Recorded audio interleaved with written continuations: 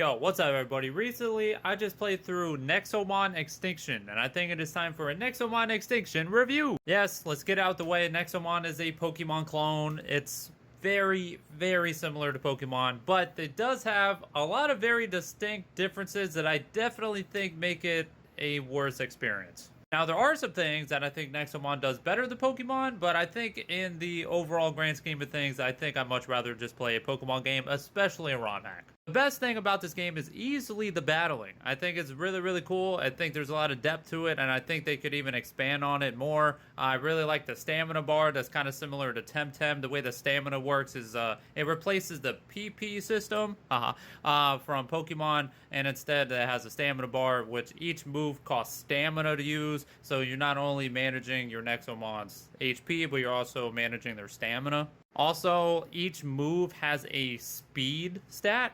So like a super like powerful move might be really slow, and some like fast, like weaker moves might be really fast. Instead of like the priority system of Pokemon, there's just a number for speed. I think all those things lead to really intense and, strategic battles, which I do think is the strength of this game. I think the Nexomon designs are really good, especially some of the legendaries and some of the, final evolutions. I think they look really cool. They're very distinct. I don't think, a lot of them look like Pokemon, which I think is very hard to do.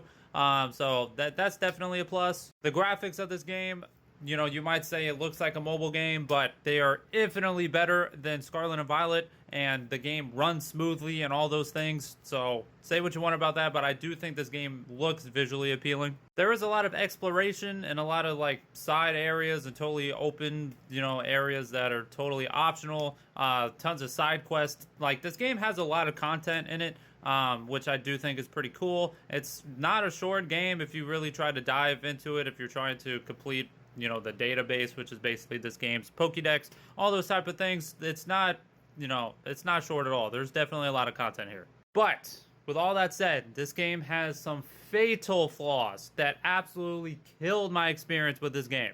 The fucking quests in this game are just so annoying.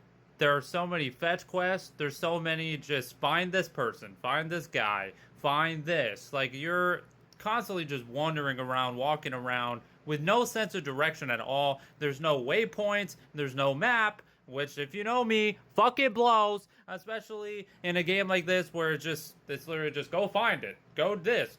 Like, it's just, the game length is just like totally padded down with like so many just fetch quests that take way longer than they should, because the game gives you no tools to actually navigate this world. And it's just really annoying. Like, this game could literally just be cut in half if they added a map and it was just more linear. Like, this game is an open world done totally wrong, if you want to call it an open world, I guess. There's just no fucking direction at all.